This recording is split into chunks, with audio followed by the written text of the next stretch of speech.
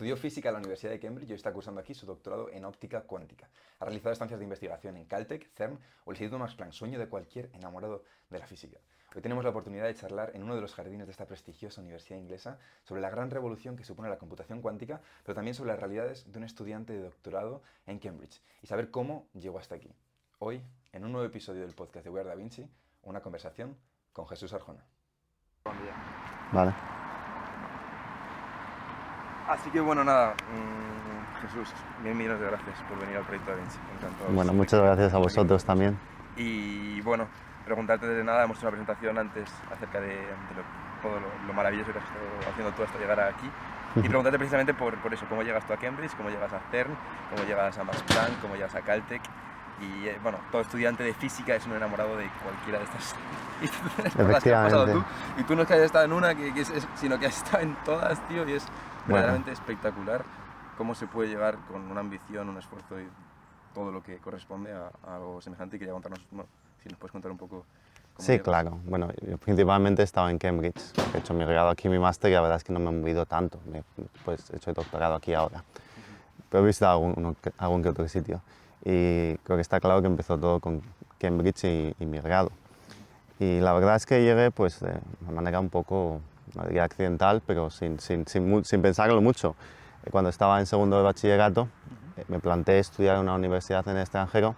Yo quería estudiar el MIT, pero cuando vi los SATs y bueno, llegaba un poco tarde, me pareció que no era realista. Entonces te quedas en Cambridge, que es nefasto, y ya está. Efectivamente, vas a uno más para abajo, vas a Cambridge y bueno, lo que me pasó es que mi madre también me motivó un poco, a todo hay que decirlo. Miré cómo se pedía Cambridge y sobre todo cuando lo pedí yo era muy fácil. Había que hacer una aplicación online que era única para toda Inglaterra, valía 20 libras además y era escribir un ensayo y poco más. No había ni que hacer exámenes por aquel entonces, así que lo eché. Lo pedí y bueno, pues un par de meses más tarde me dijeron que me habían invitado a una entrevista.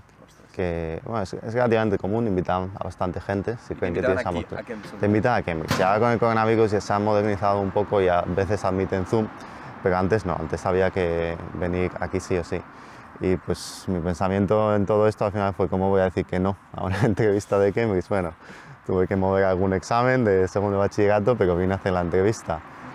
Y pues un par de meses más tarde me dijeron que sí. Y no sé, yo creo, y pues una vez pensé más también cómo voy a decirle que no. Pero eso, en todos los casos dices, un formulario más, pues no vas a dejar el proyecto porque te pidan que les mandes una copia de tu pasaporte, ¿no? Bueno, pues así hasta el final, pero te puedo decir que yo hice hasta la selectividad y hasta pedí, no sé si es que no me lo creía, pero hasta pedí plazas en algunas universidades en España. También física, entiendo. Sí, bueno, yo en España quería hacer el doble grado de física y matemáticas en Madrid. Bueno, pues pedí para todo eso y ya fue cuando en junio vine aquí, cuando ya después de hacer la selectividad, que ya, bueno, lógicamente rechacé las plazas de España y vine de verdad y me creí que no me habían engañado y que de verdad estaba aquí. Claro. ¿Y tú desde pequeño siempre querías haber hecho física? ¿O se despierta de pues, esa curiosidad de niño? ¿Cómo describirías ese paso hasta elegir? Pues física igual no, pero claro, los niños tampoco saben. Yo de pequeño sí que quería ser, pues no sé si como todos los niños dicen que quieren ser astronauta, científico, no sé, tienes una visión un poco distorsionada. La física en sí probablemente me decidí cuando hice un par de olimpiadas de física, cosas así, cuando ya me puse más en primero y segundo de bachiller a aprender física. Pero incluso ahí no tenía muy claro si ingeniería o si física, si algo más. Efectivamente, sí quería algo más, porque principalmente no es que no supiese lo que me gustaba, yo creo que lo que menos sabía es las ramas laborales. Si de verdad al hacer física después podías hacer trabajo en ingeniero o si no, si eran totalmente diferentes. ¿Y estás contento con la decisión de cara a pues eso, luego llegar a hacer Max Planck? O sea, estás en el camino que dices, ostras, si hubieras sabido desde el principio, habría ido por aquí, ¿te arrepientes parcialmente de algo? No, yo creo que de momento no me arrepiento de nada. Con física estoy contento. Es verdad que al no estudiar ingeniería, pues bueno, ganas unas cosas, pierdes otras, pero ahí he seguido haciendo un doctorado en física. Y al final todo de Max Planck, todo lo de CERN, todo esto es un poco, yo diría, llamaría igual, efecto bola de nieve, que te metes en Cambridge y la verdad es que ayuda mucho, no sé. Y pides en segundo, primero pides unas prácticas, no te las dan, en segundo pides unas prácticas, esta vez sí te las dan y bueno, yo en ese caso fui al CERN, hacer unas prácticas que tenían poco que ver con... hacía Machine Learning más que nada. Y a partir de ahí, pues nada, alguna vez que tienes unas prácticas te ayuda a conseguir las siguientes y la verdad es que es bastante sencillo. Cuando tienes un nombre como Cambridge, CERN es más fácil, sí, la verdad CERN, es que sí. más Planck y al final...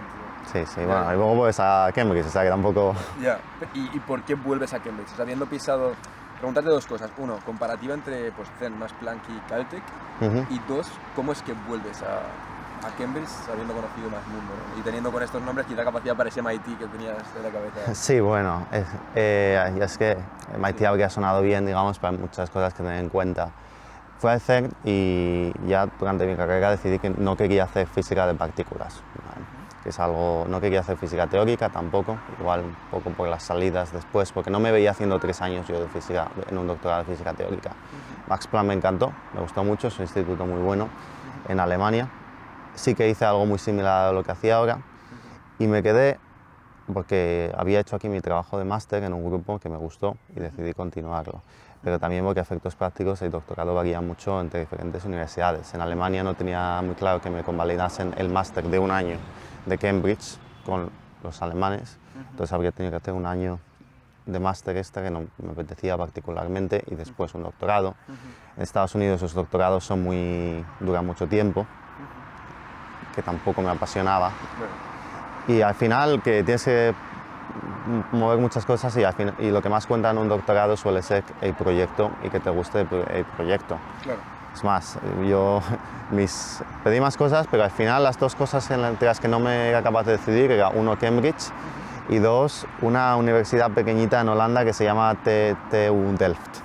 Que yo entiendo que a la gente le suena como, pues no está claro que es obvio Cambridge, pues no, a nivel de doctorado no. Porque el proyecto que tú tenías allí era espectacular. Me gustaba y igual es una universidad que a nivel de grado no destaca tanto, pero una vez que te pones en lo que hago yo, que es óptica cuántica, destacan muchísimo, tienen un renombre muy alto. Claro, en mi campo los conoce todo el mundo, entonces no es tan fácil al final. O sea que el nombre de la institución... Estamos diciendo que luego cuando avanza un poco al final hay que ir al grupo concreto y lo específico, ¿no? Bueno, hay que valorarlo todo, claro. Pero está claro que hay grupos muy buenos en sitios en los que no te pensarías claro. que igual lo habían. Yo ahora, una de las personas con las que en cierto modo competimos o publican cosas similares está en la Universidad de Saarlanden, que yo esto no lo conocía tampoco. Y bueno, pues de todos esos sitios sale gente buena al final, no hay que ir. Lo cual es muy estimulante para esa gente de la Complu o esa gente de la Autónoma que pues es que a lo mejor luego... Por supuesto, ¿no? Creo que hay un conflicto. Está claro que decía antes que ir a Cambridge te ayuda a llegar a otros sitios. Bueno, claro. Tiene la parte buena de que te beneficias, pero siempre hay que pensar que no puede ser que no podemos coger a gente porque venga de Cambridge. Esto no es... Hay que valorar los perfiles. Claro. Y bueno, pues en cierto modo no se hace muy mal. Yo cuando estuve en el CERN, en mi grupo que había, era el único de Cambridge y venía gente de todo el mundo. Es un sitio muy internacional, hacía una chica de Azerbaiyán y no sé, yo creo que se puede llegar desde todos esos sitios hasta aquí. El CERN tengo entendido que es internacional como ninguno. O sea, el CERN es internacional como ninguno, es verdad. Sí, bueno, igual a nivel de gente más senior, tienes más gente de Italia, de Suiza, del área de allí. Pero los estudiantes tienen un programa, que no sé qué hice yo, pero tienen un programa que cogen, creo que no sé si son 2 o 3 de cada país, y porque hay 200 estudiantes que parece la ONU. Ostras, qué guapo, macho. Y entonces tú no hiciste ese programa que era 2 o 3 cada país, sino unas prácticas. No, esto es lo de Caltech, al final en este caso es lo mismo. Yo pedí unas prácticas en Caltech, me contrataron en Caltech, pero no visité Caltech, no saqué ni una sudadera de Caltech, la verdad, porque el proyecto que iba a hacer yo era de física de partículas en colaboración con datos y cosas de CERN. Entonces decidieron que ya que era europeo y que tampoco había estado en Suiza, que por qué no pasar los 3 meses ahí. Y bueno, tenía reuniones con Caltech y trabajaba con Caltech, pero efectos físicos no. Ah, o sea que era combinación de... Sí, bueno, estaba contratado con Caltech.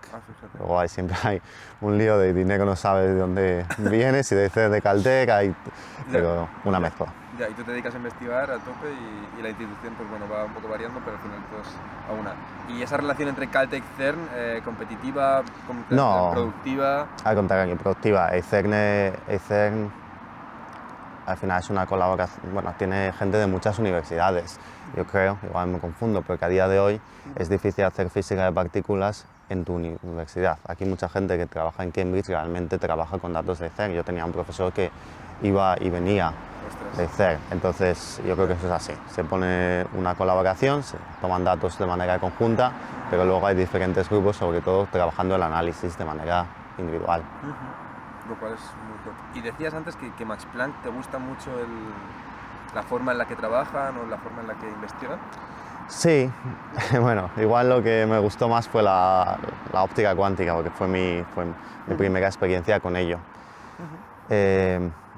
Todos los sitios difieren mucho, yo creo que he tenido mucha suerte. Max Planck sí que tenía cosas específicas, no sé, la forma de trabajar, teníamos algunos técnicos especialistas en electrónica, cosas así, que en comparativa con Cambridge es lo que más me gustó. Yo no sabía electrónica y me ayudaron mucho. Creo que tuve proyectos que no habrían salido sin que al final era alguien que sabía mucho más que yo y que me ayudó. Claro.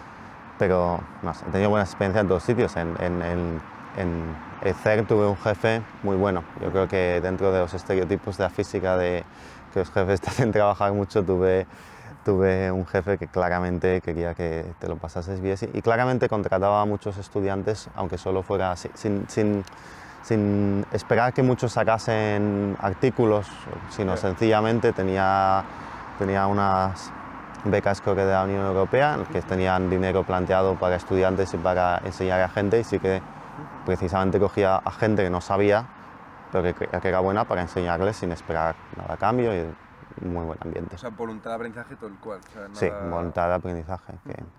Hay mucha gente, bueno, en el proyecto Da Vinci como que creemos mucho en ese aprendizaje real y no en pues, todo lo superficial que pueda estar asociado a todo este mundo que nos rodea, ¿no? Al final pues es un mundo tan amplio y hay tanta gente metida que desgraciadamente hay... ¿En qué sentido superficial? En el sentido de no valorar realmente ese aprendizaje, ese conocimiento, el creer, sino irse más a pues, lo institucional o el aparentar o el querer publicar artículos mucho Sí. sin tener... Entonces, quería preguntarte un poco comparativa entre Caltech, CERN, Max Planck, otra vez, en cuanto a ambiente de trabajo, ambiente, ecosistema que se creaba, cuál eran las dinámicas entre la gente, ¿no? Cómo se comportaba la gente cuando estaban todos currando por y para el desarrollo científico.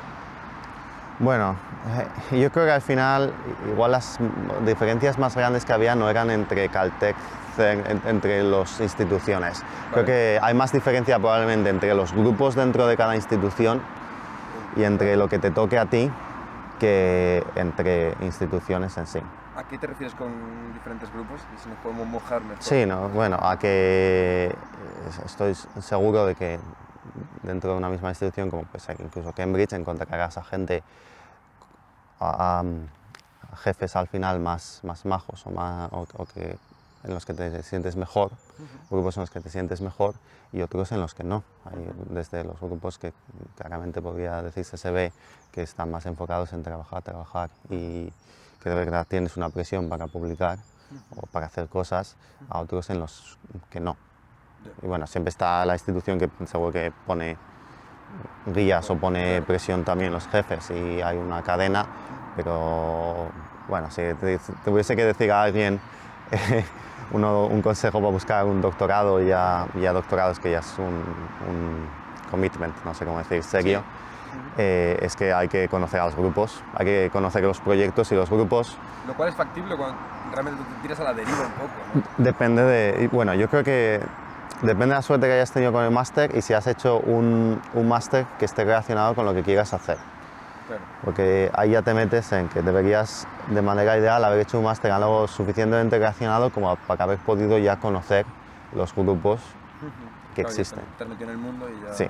Y preguntar mucho, porque la gente que trabaja ya doctorandos, postdoc, conoce los grupos, conocen lo que hacen, conocen las diferencias y esto es algo que desde un grado es imposible conocer, porque no te da, ni desde el punto de vista físico, a leer tantos artículos como para saber de verdad qué es lo que opina la gente, y desde el punto de vista social tampoco te da a conocer 25 grupos. Claro. Pero yo creo que sí es factible, porque se lleva en los doctorados que, no sé, bueno, si no, en Europa, en todo el mundo, que te inviten antes de entrar. Sí, claro. Empiezas con una entrevista online, pero si hay una gran posibilidad de que vayas, te invitan. Yo fui, por ejemplo, a ETH a visitar el grupo y a conocer a la gente. Y te llevan a una cena, a conocer. sí que se esfuerzan, y si no se esfuerzan es mala señal Ya. en que conozcas cómo son, en no Ya. solo darte una oferta y esperar que les digas que sí. Lo cual es muy, no, muy remarcable, ¿no? El decir, es que están haciendo porque te conozcas, porque realmente el ambiente de trabajo y la forma en la que se curra es fundamental para que Sí. haya éxito en la ciencia, lo cual, pues bueno, una vez más, hace hincapié en nuestra voluntad de, tío, que también hay dinámicas internas entre científicos y que también, por supuesto, hay personas que sienten haciendo ciencia, ¿no? Sí, pero los grupos buenos entienden que una entrevista no es solo para que ellos te juzguen a ti, sino también para que tú les juzgues a ellos. No hay que subirse al trono y pensar que todo el mundo quiere venir a tu grupo, y que sea porque seas Cambridge. No, hay que convencer y hay que explicar. Quizá volver un poco a estas dinámicas internas entre gente en tantas eminentes instituciones y preguntarte, primeramente, ¿qué es lo que te levanta a ti para seguir haciendo todo esto? O sea, ¿qué es lo que a ti te mueve para amar la ciencia y qué es lo que a ti te mueve para decir, es que esto es lo más grande que se puede hacer? Bueno, si me preguntas qué me levanta por las mañanas, a veces sí que tengo que confesar que el hecho de que me tengo que levantar. No siempre un doctorado hay que tener clarísimo que la gran mayor parte del tiempo no funciona. La mayor parte del tiempo necesitas saber qué es lo que te gusta, que la ciencia te gusta y que el proyecto te gusta, pero que en ese momento probablemente lo que hagas en tu día a día no es algo que no es tu idea magnífica de la ciencia, es arreglar cosas, a veces taladrar en la pared, no te creas que no, y cosas similares. Bueno, al final yo creo que hay dos puntos. Uno, el estar convencido de tu proyecto o de que de verdad haces algo que te gusta y que es útil. Y dos, un poco que te vaya, si haces un doctorado experimental, ciertamente, que te vaya la parte de ingeniería, la parte de... Hay que mojarse las manos, ¿no? Hay que mojarse las manos y que te vas a pasar el día soldando cosas y te vas a pasar el día alineando espejos, etcétera, etcétera. Claro. Al final, una de las características más importantes para saber que se te va bien un doctorado es ser capaz de arreglar cosas. ¿Qué es lo que te va a pasar? Algo no va a funcionar. Sí, nosotros hacemos cosas en mi grupo de lo que al final es física cuántica, pero relativamente básica. Y entonces, de manera curiosa, además siendo todos mucha gente física, la parte en la que no tenemos problema es en la física, porque te lo sabes desde tu segundo de grado. La parte en la que tienes problemas suele ser el resto, cuando tienes que... Qué curioso ostras, que lo que aparentemente para el oyente medio o aquel que no está metido, pues dices, un doctorado en óptica cuántica, y que la óptica cuántica no sea el problema. No, la óptica cuántica no suele ser el problema, efectivamente. Ya, fíjate. Pero bueno, quería, pues eso, quizá, vale, o sea, por supuesto que, o sea, que somos individuos que tenemos que llevar a cabo actividades y esas actividades no se hacen solas y hay que levantarse y a veces tienes que tener más long term, tienes que mirar más a largo plazo para decir, pues mira, hoy me toca soldar 3 mierdas a la pared, pero tengo que hacerlo. Pero quizá preguntar ok, pero ¿cómo haces para poner a largo plazo un objetivo tan grande y dedicar tantas horas? ¿Y qué es lo que hace que a ti la ciencia te mueva y te levante? Esa es la pregunta, ¿no? Bueno, pues asociando un poco con... Estás estudiando física, decides hacer física, esa pasión desmedida que hay en nuestros estudiantes. Sí. Para... A mí igual lo que me mueve es que yo ya te he dicho que estaba entre física e ingeniería y justo creo que mi proyecto, a pesar de estar en el departamento de física, podía estar perfectamente en el departamento de ingeniería electrónica o algo similar. Yo hago cosas que creo que estamos en investigación, pero que en 10 años, igual no específicamente lo que hago yo, pero ciertamente contribuciones o de compañeros, van a llegar a algo comercial. Bueno, y comercial no digo solo por el hecho de que sea una empresa, ganar dinero, no, lo digo porque creo que son tecnologías muy importantes. Son cosas que a largo plazo revolucionarán el mundo. Habrá que esperar, pero esa, no sé, eso sí que aviva la pasión al final. Ostras, hablar de que lo que estás investigando tú puede cambiar el mundo. Bueno, igual bajamos un poco. ¿No? Que quiere decir que sí, por supuesto hay que bajarlo y que somos sí, todos el equipo, campo, ¿no? Yo creo que... Sí, además, sí, incluso te diría lo contrario a la vez. Que en 10 años, porque ves con perspectiva lo que hace 10 años, te vas a dar cuenta que específicamente lo que hacías tú, que al final puede ser un material específico, una cosa, pues al final no va a ningún sitio. Que ese material, porque en 10 años te das cuenta que hay otro material mucho mejor, que tus contribuciones específicas igual no cuentan. Pero eso tienes que verlo desde la perspectiva de de que es mucho más fácil ver el pasado que el futuro, ¿no? Entonces ahora estamos investigando cosas que seguro que nos llevan a descubrir precisamente qué es cuál es el material que nos llevará hasta el final. O sea, y también esa contribución a, ok, se ha descubierto que este material es ultra potente, pero porque yo te contribuyo a decir que este no, ¿no? Y entonces tienes otro marco para... Efectivamente, todo es productivo, todo es constructivo y es maravilloso. Y bueno, creo que está guay todo lo que estamos hablando, pero preguntarte ya directamente qué es lo que haces. ¿Qué hago? O sea, Buena pregunta, sí. Bueno, en el titular del vídeo pone óptica cuántica. Todo el vídeo puedes poner óptica cuántica. ¿Qué es la cuántica? Ya Si quieres empezar por qué es la física y luego ir más específico. La física.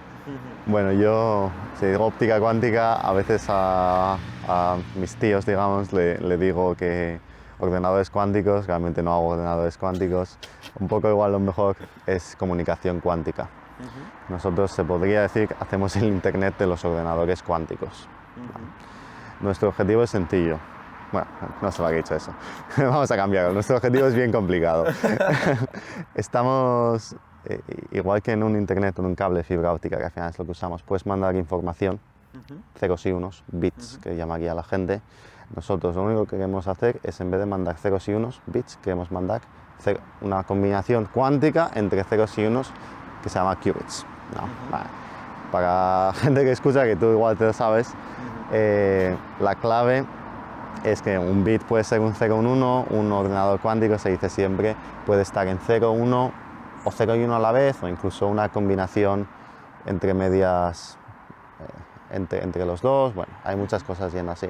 Esa parte en realidad no es particularmente innovadora, eso se llamaría computación analógica, que bueno, se hace mucho tiempo, bueno, ahora se empieza a hacer un poco más, pero es otro campo. Lo que tiene de innovador es al final el entrelazamiento cuántico, que es difícil de explicar, pero es la idea desde un punto de vista matemático, que la información que mandas depende, no son ceros y unos que no están relacionados, sino que dependen de manera fundamental entre unos y otros.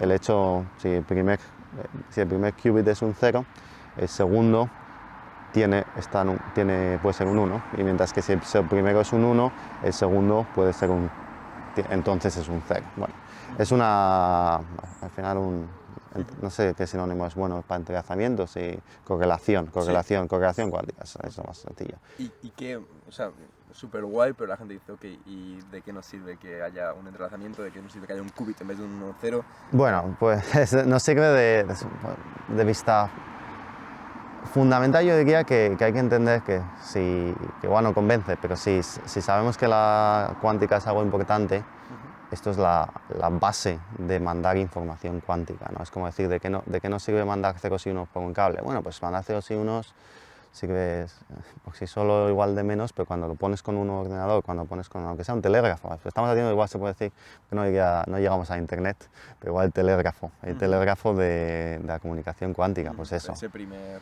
Entendimos que hay un valor en poder mandar una señal, y ahora entendemos que como muchas cosas van a ser cuánticas y va a haber ordenadores cuánticos, pues está claro que la manera de comunicar esa información, que de manera intrínseca es cuántica, es a través de una conexión que también es cuántica. Claro, ¿vale? Claro, y quizá ir todavía más conceptual a esa computación cuántica.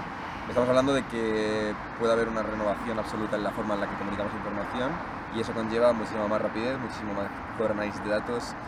Sí. Es muy probable que de cara a nosotros, a los consumidores, pues varíe poco, digamos. Yo lo pondría porque yo creo que la productividad a día de hoy igual no está limitada porque Word vaya demasiado despacio, ¿no? Creo que un Word cuántico igual no aportaría particularmente mucho. Todo va a ser... milésima de segundo no va a hacer que saques un 10 en tu TFG. Efectivamente. Y que estamos hablando de los ordenadores tradicionales tienen décadas y billones, no sé si decir trillones de dinero en lo que viene a ser silicio y fabricación de silicio. Algo que los ordenadores cuánticos tardarían mucho en replicar. Lo que tienen los ordenadores cuánticos es que hay un par de problemas matemáticos básicos que de manera intrínseca van más rápido. Igual no van más rápido para problemas pequeños, pero a medida que los problemas se convierten más grandes y más grandes, en un ordenador tradicional dejan de ser posibles, mientras que un ordenador cuántico crecen de manera más pequeña. Es decir, cuando duplicas el problema en un ordenador tradicional se te vuelve 10 veces más complicado, mientras que uno cuántico se te vuelve 2 veces más complicado. Por ende hay un punto en el que en algún problema lo suficientemente grande es factible hacer un ordenador cuántico y no en el otro.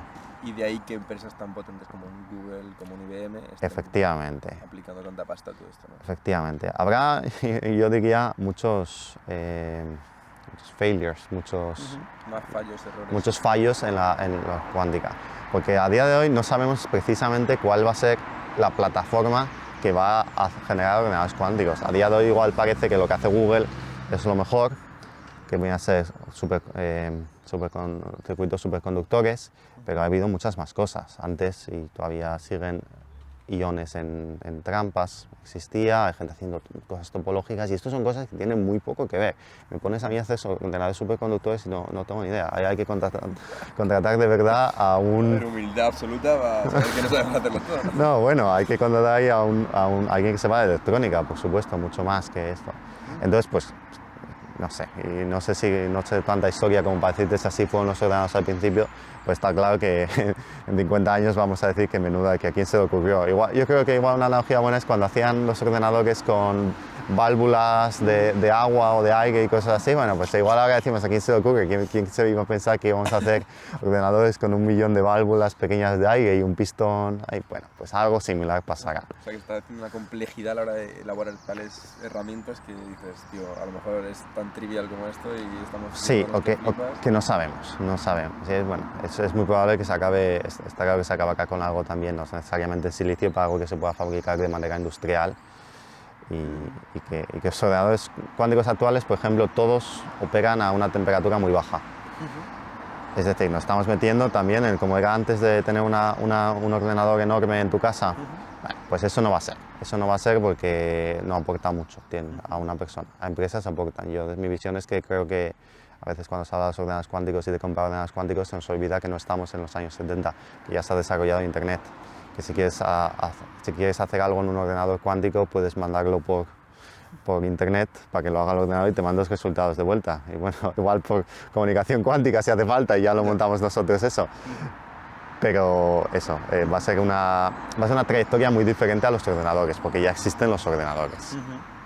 O sea, la segunda revolución ya cuenta con una primera revolución. Ya cuenta con una revolución que entonces de cara al consumidor no aportará al principio tanto. Pero lo que decía es que hay algoritmos muy fundamentales que... Tenemos aquí un perrillo. Sí, un perrillo con el micrófono. Muy fundamentales que igual a la gente no importan eso, no entiendo, porque son factorizados números primos, pero la idea es que hay otros algoritmos, como puede ser en economía, que no sé, o química, que tampoco sé, que se construyen en base a esos algoritmos, ¿no? Entonces esto se trata de una torre de Babel, que es como se llame, que construye uno encima de otro. Entonces pues llegará al final cosas como, yo qué sé, investigación contra el cáncer, que yo creo que a gente ya le parece algo muy... ya no es vender humo. Que no es solo para una empresa Google que puede usar nuestros datos, efectivamente, sino a nosotros. Es algo útil, es algo al final, la mayoría de las cosas de la física de un lado u otro acaban en la medicina, aunque sea el microscopio que ayudó a ver cosas. Todo eso se va a construir pues, en las medicinas, la investigación para el cáncer puede ser que tenga simulación de compuestos químicos, de drogas para tratarlo, que se basa en la química, que a efectos prácticos se acaba basando en factorizar números primos, que parece un poco ridículo, pero ahí estamos. Qué locura que acabas de contar y qué interesante para entender realmente que es una aplicación. O sea, que una vez más la ciencia nos enseña que investigar nunca va a mal, aunque esa parte específica que tú estés estudiando sobre ese material luego no sea completamente productivo, lo llevas a otros lados, la gente lo analiza y dice, vale, tenemos esta evidencia que es súper potente, podemos sacar unas conclusiones, estas conclusiones llevan a otras conclusiones, estas conclusiones a una aplicación, esta aplicación a otra, y es una auténtica barbaridad. Efectivamente, a los físicos se nos da mal venderlo, porque además una cosa que pasa es que... Alta marketing en la física, ¿eh? Cuando va avanzando la física, la distancia temporal, claro. Entre los pequeños descubrimientos y las aplicaciones prácticas se va alargando, ¿no? Entonces yo diría que cuando se descubrió el electrón, cuando J. Eaton se descubrió aquí, por ahí al lado, el electrón, bueno, igual estaba allá. Bueno, no sé, pero igual está más claro para qué servía esto, porque ya se conocía la electricidad, igual sí que había una, ciertamente no de ordenadores, pero una visión de utilidad. Cuando se descubren ahora el bosón de Higgs, hace ya unos cuantos años en el CERN, que el bosón de Higgs lo vamos a meter en un chip para hacer cosas útiles y hacer ordenadores, pues no, difícil de verlo. Que el bosón de Higgs su descubrimiento será útil no solo por la pasión de entender y las utilidades de tener un modelo de física fundamental, sino de que llegará a una aplicación, de que esos descubrimientos ayudarán a una aplicación, pues sí, pero en tanto tiempo que nos cuesta venderlo. Porque nadie sabe, porque además a los físicos pues, o a los científicos no les gusta ciertamente especular, porque no está bien visto, porque es hablar sin más y probablemente todo lo que pueda decir yo de lo que creo que va a haber un bosón de Higgs al final sea mentira en 100 años y no sea correcto. Bueno, pues no va a pasar eso. Bueno, en el medio tenemos la física cuántica, yo creo que cuando se empezó en el siglo XX se veía como algo extraño. Ahora tenemos aplicaciones de la física cuántica, esto no, o sea, estamos yendo a más, pero que sepa todo el mundo que las memorias, los USBs que pones en tu ordenador, eso funciona con el efecto túnel de la mecánica cuántica. Eso es una aplicación práctica, más no poder. Claro, por supuesto. Y pasaron 100 años, o lo que pasase hasta que se llegó. Claro, y bueno, o sea, por supuesto que quizá de cara al marketing es súper poderoso el tener una visión de esto va a ser útil y esto va a ser una herramienta que podemos usar en nuestro día a día, tanto como un USB. Pero tenemos la suerte de que también somos conscientes de la trascendencia que puede tener el conocimiento en sí mismo y que toda investigación no estás puramente orientada, aunque haya mucha voluntad de empresas e instituciones de hacer aplicaciones prácticas y monetizar, sí que hay esa noción de, oye, que el conocimiento en sí mismo es maravilloso. Y bueno, preguntarte por eso, quizá súper guay, hemos hablado de aplicaciones prácticas de la óptica cuántica, de la cuántica pues esto aplicado a USBs, la computación cuántica va a tener una trascendencia absoluta en cuanto a la forma en la que empresas, pero luego aplicado al cáncer va a funcionar todo, pero bueno, quizá también hablar un poco de la teoría de la cuántica, qué supone, qué revolución marca y por qué todo el mundo entiende esta palabra como algo tan complejo y tan inabarcable. Bueno, la física cuántica lo que pasa es que es poco intuitiva, ¿no? Eso descubrí hace mucho, en el siglo XX, principios creo. Y lo que tienes es que tienes un mundo que sigue unas reglas que aparentemente no son las mismas que las que sigue el mundo microscópico. Al final, a día de hoy todos los físicos están ciertamente convencidos de que si construyes este mundo microscópico con estas reglas tan difíciles y vas poniendo bloques de Lego hasta llegar a donde llegamos con los árboles que hay aquí, pues todo tiene sentido, no es explicarlo. Pero es curioso, es una cosa difícil de entender igual, como cosas como el entrelazamiento cuántico, la superposición cuántica, que algo puede estar en dos sitios a la vez. Es uno de los fundamentos de la cuántica. Sí, es un fundamento, pero es algo que dices, no puede ser, que en el mundo esto no lo vemos, entonces tiene que pasar algo. Y al final entendemos que una base que tiene superposición puede generar algo en el que no ves esa superposición. Y al final no hay un problema en eso, que eso es por lo que a la gente le preocupaba en el siglo XX todas estas teorías, porque no se entendía. Como de algo completamente intuitivo, sí. pasamos a algo que sí que a nivel macroscópico. Efectivamente, ¿cómo es posible que digamos que pueda estar un electrón en dos sitios cuando nadie en el mundo ha visto un gato en dos sitios? No, bueno, pues al final cuadra, todo cuadra. Todo cuadra. Efectivamente. Seguimos, estamos hablando de la conceptualización de la cuántica y la trascendencia que puede tener y lo poco intuitivo que es. Sin embargo, volvemos a hacer hincapié en que lo intuitivo no es lo real, ¿no? Y quizá cómo se aborda eso o cómo es el paso de pasar, ok, aunque esto no parece que, es que la revolución cuántica es una locura porque sale, las mates cuadran, pero no cuadra en nuestra cabeza cómo puede funcionar algo, ¿no? Entonces, ¿cómo se pasa a decir, ok, pero la ciencia, como que entendemos que por parte de Sí. gente anticientífica diga, pero ¿cómo puede esto posible? Que cuestionan el, mira tío, te estás inventando unas movidas que no tienen nada que ver con lo que está pasando. Entonces, ¿cómo se pasa a decir, ok, pero esto es lo que está pasando y que esto es lo que es la naturaleza y esto es Sí. el conocimiento? Pues al final yo te diría que esto es un cambio social. Realmente, no sé quién decía que las teorías científicas no cambian porque los científicos cambian de opinión. Cambian porque cambiamos de científicos, porque inevitablemente se jubilan y vienen otros. ¿Vale? Es buenísimo. Y creo que eso es así. A los científicos, bueno, les cuesta más cambiar de opinión. Y con la física cuántica, pues ha pasado que vamos desde la época de Einstein, donde nadie habría estudiado física cuántica, y esto es algo que tienes que convencer de la gente. Cuesta mucho porque tienes que ir paso a paso demostrando que todas y cada una de las piezas del puzzle funcionan, cuadran. Le llamado cosmos. Efectivamente, mientras que ahora tienes gente que igual ve hasta vídeos de YouTube de física cuántica y se empieza con la física cuántica. Entonces, tienes la base de la física cuántica y ya es cuando vas aprendiendo cosas, cuando te vas dando cuenta, no te tienen que convencer, te vas dando cuenta tú de que esto cuadra con lo que has aprendido anterior, porque todo se construye en base a la física cuántica. En vez de tener que forzarlo dentro, porque ya había una teoría, ahora se construye en base a la física cuántica. Pero eso, yo creo que al final acaba siendo que a la gente parece ya normal, pero porque ha crecido estudiando física con algo así. Es un cambio de paradigma y ese cambio de paradigma, hasta que no cambia la forma en la que la gente dice, ok, pero es que este paradigma cuadra, ¿no? Como que tampoco cuadraba que la Tierra fuera redonda y... Sí, bueno, en el mundo microscópico igual los átomos, yo creo que todo el mundo ahora no se plantea que esto es algo igual muy difícil. Incluso la idea un poco simplificada a día de hoy del núcleo con un electrón orbitando, eso en su día tuvo mucho problema, porque una de las cosas que decía la física clásica es que el electrón tenía que ir perdiendo energía y cayendo, y que entonces el universo no seguía, la materia, las cosas no seguían estables.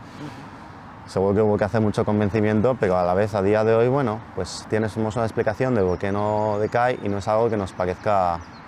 Yo creo que nadie dice cómo es posible que haya átomos si yo no veo los átomos, cómo es posible que haya electrones si yo no veo los electrones. Bueno, pues, sí. Las mates cuadran, la física cuadra. Y la gente ha nacido y ha vivido ya en un mundo en el que en primaria te enseñan qué es el átomo, y entonces ya lo tienes, y como el resto de cosas cuadran y no hay contradicciones, pues lo vas viendo y dices, pues todo tiene sentido, se construye en base a eso. Se construye lo intuitivo a raíz, o sea, como que está hincapié en... Vamos a hacernos la cabeza para entender algo que aparentemente no es tan intuitivo. Si no nos hicimos la cabeza nada sería intuitivo, ¿no? Como que la Tierra es redonda, pero si vemos, o sea que... Se convierte lo no intuitivo en intuitivo a base de empezarlo como educación. Lo cual es una locura. Y además nos sirve muchísimo para hilar con el siguiente tema, y quizá más conceptual, no tan científico, o sí, abordando lo científico desde fuera. Ok, tú has vivido una experiencia espectacular en Cambridge, en Max Planck, en CERN, pero también, pues eso, vienes de Madrid, te juntas con gente que no es de ciencia, ¿no? Sí. Y con ello, preguntarte, ¿dónde empezamos a cambiar el mundo? ¿Dónde empezamos a ver cómo se hace para conceptualizar esta ciencia desde otro punto de vista, perspectivas diferentes? ¿Cuál crees que es tú el punto de inflexión completamente abierto todo esto? Bueno, claro, y ya seguirla bien con lo anterior, que el punto que hay que cambiar es la educación, ¿no?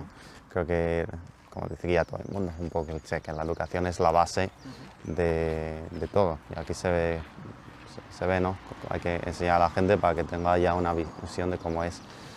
No sé qué punto exactamente de la educación hay que cambiar, igual un poco todo, son mejorarlos progresivamente, no tirarlos a la basura, que no está mal, pero cambiarlo todo poco a poco. ¿Dónde empezarías tú la crítica al mundo en el que vivimos en cuanto a la perspectiva que se tiene acerca de la ciencia o la forma en la que se construye todo bueno, lo científico? Si empezamos con la ciencia, creo que hay que ir al principio, ¿no? Creo que desde primaria hay que enseñar las matemáticas como un modo de resolución de problemas. Hay una parte formulaica, hay que necesariamente poner a todos esos niños de primaria a aprender a multiplicar, porque ¿qué se le va a hacer? Pero igual raíces cuadradas no hacen falta, y creo que he tenido poca experiencia, pero de dar clases de refuerzo a niños de primaria, siempre me ha parecido, igual porque soy físico, que hay que enfatizar más pequeños problemas abiertos en los que los niños tienen que pensar, en los que la solución no viene dada. A un nivel muy básico, porque claro, a la gente le cuesta mucho, pero yo siempre pienso que igual es como algo que se muerde la cola, ¿no? A los niños o a los adolescentes ya en la ESO les cuesta resolver problemas, ¿no? Yo siempre tengo los recuerdos de que en la ESO se pone un ejercicio difícil en el examen de matemáticas, difícil no por muy complicado, sino porque técnicamente no estaba en los ejercicios que habías hecho, ¿no? Y yo creo que eso tendría que ser objetivo, ¿no? Que en un examen te pongan precisamente un ejercicio que no has hecho. La universidad en Cambridge se ve precisamente aquí esa diferencia. Si se estudia todo el mundo todo y si en los exámenes te ponen un ejercicio que ya has hecho, saca todo el mundo un 10. Entonces todos esos exámenes están pensados con una pequeña parte que ya has hecho y siempre una parte que tiene que ser novedosa, tiene que ser no sacada de la nada, no se puede preguntar cosas que no tengan nada que ver, pero que se construyan en base a lo que has hecho, problemas. Porque al final eso es la utilidad de la física. A mí no me pagan para repetir lo que he estudiado, sino para aplicarlo a otras cosas. Pues llevarlo hacia atrás, llevarlo hasta que si en la ESO esto cuesta, igual cuesta no, yo creo, con suerte, porque sea intrínsecamente difícil, sino porque en primaria no hemos trabajado. En primaria, y te pongo un ejemplo para que esto no suene a humo, cuando estudias las figuras geométricas y te dicen el área de un triángulo y el área de un cuadrado, bueno, pues eso está bien, pero calculemos ahora el área de una casa, vista como un cuadrado y un triángulo encima. A nosotros nos parece fácil, pero ahí estarías buscando que a los niños sean capaces y vean ellos que ya saben sumar, ya han visto la idea de que sumar los bloques de Lego, y han visto las figuras geométricas, relacionar todo esto para calcular el área de lo que al final es una figura que no es sencilla, ¿no? Por supuesto, o sea, el aprender a pensar más allá de mecanizar problemas, ¿no? Aprender a pensar Vemos mucho este sistema en donde... Sí, y que la gente entienda que es normal que haya un ejercicio que te pregunte el área de una casa cuando no había la fórmula de áreas de casa, había formas de cuadrados, formas de triángulos, y que no pienses esto está mal, que no pienses esto no puede ser, no me gusta, sino que pienses, bueno, entiendo que este ejercicio está aquí por alguna razón y que de una manera u otra lo puedo resolver con las cosas que tenía yo antes. Y que no se monta la revolución en clase de profe, esto no lo monta. Efectivamente, profe, de esto no entraba en el examen. Pero esto no, o sea, como que a veces, o sea, desde mi punto de vista, el echar la culpa al estudiante no tiene ningún sentido, en cuanto a que a lo mejor lo que hay que hacer es fomentar que este estudiante se sienta profundamente motivado a ser resolutivo en cuanto al pensamiento, ¿no? Como Sí, claro. Falta esa motivación externa, más allá de, ok, vamos a hacer cuentas y tú tienes que automotivar para saber que estas cuentas tienen que luego aplicarse a otra cosa, y el desarrollo del pensamiento viene motivado desde uno mismo, ¿no? Como que también el fomento desde fuera, no sé qué opinas. Sí, no, fomentar que a la gente le guste. Uno de sus objetivos, yo creo, principales de primaria es precisamente fomentar que la gente aprenda a aprender, ¿no? Que sea capaz ya de leer por su cuenta y entender conceptos por su cuenta, para que a cada uno le gustará una cosa, pero para que todo el mundo pueda coger un libro de lo que le guste, vídeos de YouTube, realmente, a podcasts, y aprender, ¿no? Por supuesto. Despertar esa curiosidad y esa capacidad al final. Sí, que al final todos tenemos intrínseco a nosotros una capacidad científica, ¿no? Una curiosidad nata. Todo el mundo de pequeño está atento a ver qué pasa. Sí. Y luego eso lo hemos perdido muchas veces por un sistema que no se adecua a ese potenciar de Sí, y que igual yo creo que se acaba pasando un poco desde el punto de vista de los niños de aprender con juegos, que está muy bien, en lo que te gusta es el juego, a que progresivamente en algún punto ya llegas a la universidad y te das cuenta de que en la asignatura esta, si hay visualizaciones bien, pero incluso sin que haya visualizaciones, a ti te gusta ya esa asignatura. Claro. Ya no necesitas, están bien, pero no necesitas igual el material de apoyo. Si te ponen un libro, seas capaz, no de todo, no quiero decir aquí a gente que yo leo libros de historia y ya está, ¿no? Bueno, pero yo en lo que me gustaba a mí, o libros de ciencia, divulgativos, sí que he encontrado la pasión como para leer libros y leer sin necesidad de una estimulación mucho mayor. Y eso empieza abajo. Y eso empieza abajo. Eso empieza porque tengo claro que no le puedes poner a ningún niño a estudiar sin que se aburra y sin que se mueva un poco la silla. Eso es. Pues nada, Jesús, agradecerte muchísimo que hayas venido a... Bueno, al agradecerte proyecto a Da ti. Vinci. Ha sido un placer. Da gusto hablar con gente en sitios tan maravillosos, tan espectaculares. Y bueno, espero que nos vamos pronto y muchísimas gracias. Pues muchas gracias a ti. Pues nada, nos vamos la mano así, súper formal. Saludamos, pues si quieres alguna foto para...